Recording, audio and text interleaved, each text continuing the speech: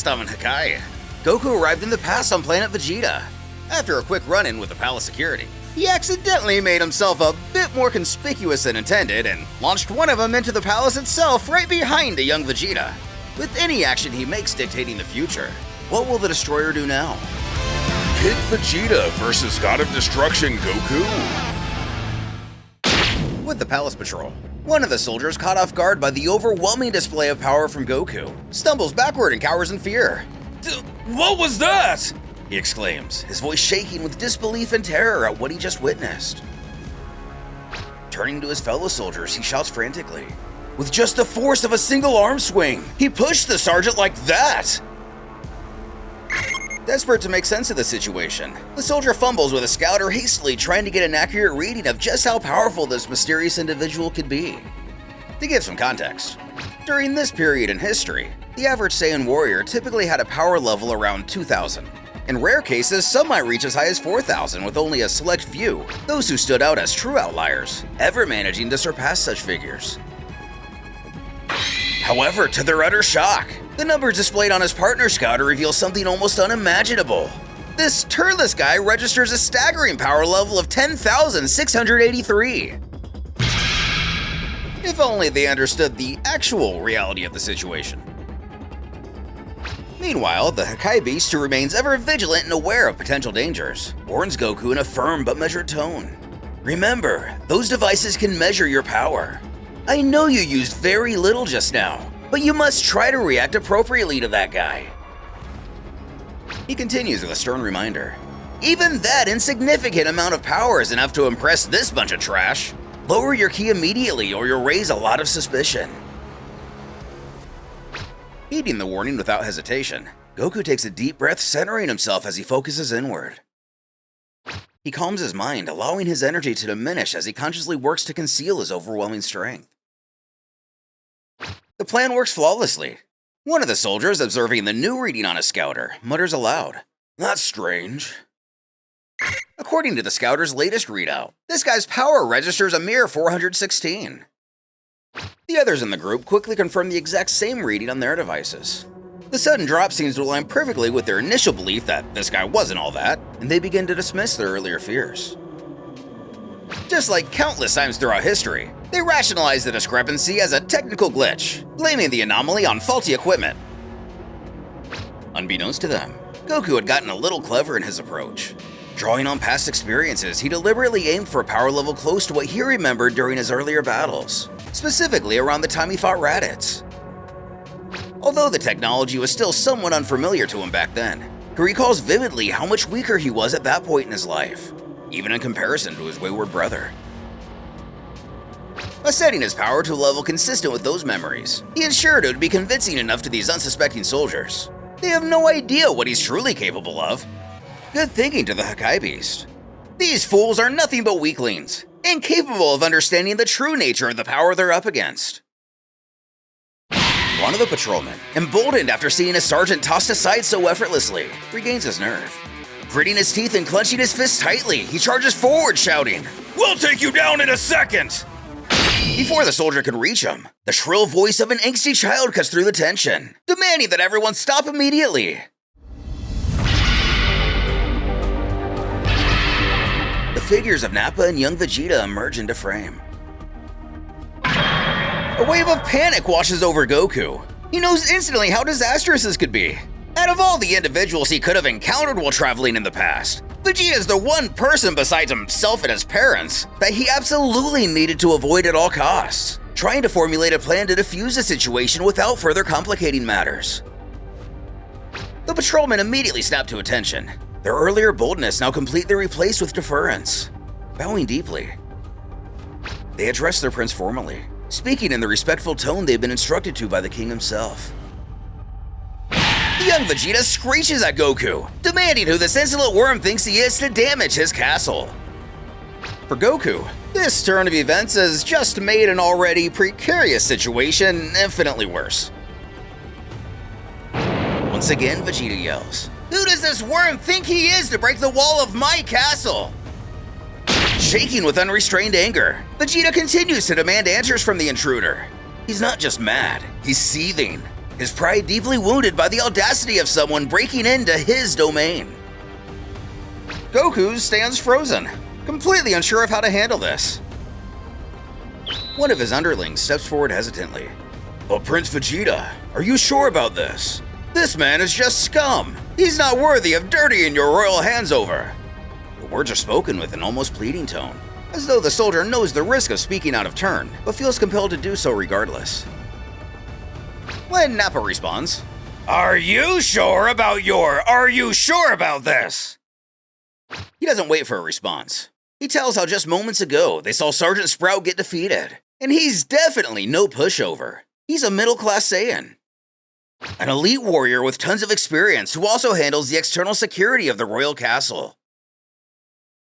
Another patrolman, however, tries to dismiss the event as a fluke.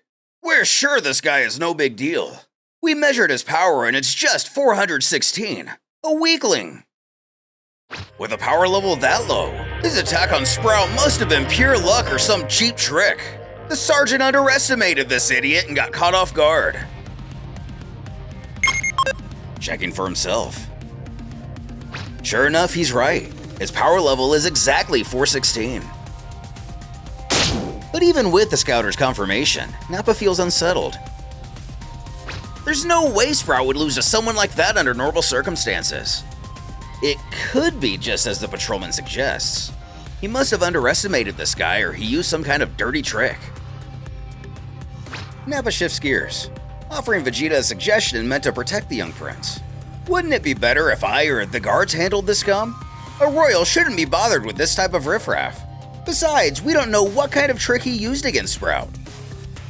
But the idea of someone else handling the situation doesn't sit well with Vegeta. Who does Nappa think he's talking to? Vegeta isn't like Sprout. He's not going to let himself be beaten by a low-level guy like this, no matter what tricks this intruder might have up his sleeve. After all, this castle isn't any ordinary structure. It belongs to the prestigious Royal Vegeta bloodline, a symbol of Saiyan pride and dominance. And he won't tolerate it being damaged by a worthless being like him. The young prince smiles. The prospect of an impending battle fills him with excitement. He continues, "And besides, I'm in the mood to crush some insect today," his voice beaming with confidence. For Goku, however, the silence he's maintained has only made things worse. His nervousness begins to show as he's come to the startling realization that Vegeta really does intend to attack him. The Hakai simply points out this is bad. As far as they both know, Vegeta is one of the strongest warriors on the planet, even at his young age. The power he wields is immense in comparison to his fellow Saiyans. And if Goku even appears capable of handling his attacks with ease, it'll undoubtedly raise a lot of suspicion. The last thing they need is people asking questions. Before they can put together a plan, Vegeta abruptly raises an arm. "Start dancing, you moron!" With no better option, Goku reluctantly obeys. He begins dodging Vegeta's attacks, playing the fool as he moves awkwardly to evade each beam. For now, this strategy seems to satisfy Vegeta's ego. The child laughs aloud as he mocks him, asking what the clown thinks of that. "Good exercise, huh?" he taunts. To Goku, however, the reality of the situation is almost laughable in his own way. The truth is, these attacks are obviously slow, painfully slow even. Dodging them requires no real effort on his part, but for the sake of his cover, Goku has to pretend as though the beams are a real threat, moving with exaggerated difficulty as if they're pushing him to his limits. Even for someone like Goku, who has a natural tendency to be playful and silly, this is kinda humiliating. The Beast agrees with the sentiment. For a god of destruction to degrade himself to such a level is disgraceful. But as frustrating as it is, he acknowledges that it is the right move. Keeping up the charade, no matter how humiliating, is crucial for Goku's training. Satisfied with the show of dominance, Vegeta finally announces that's enough. He declares as fun as it is to see a fool like him dance in his despair. His royal time is far too precious to waste on some random loser. Throwing up a stance, he warns the intruder to prepare himself. He'll make Goku feel the worst pain imaginable. Goku's heart races. He knows full well if he dodges or blocks this move outright, it'll immediately raise alarms.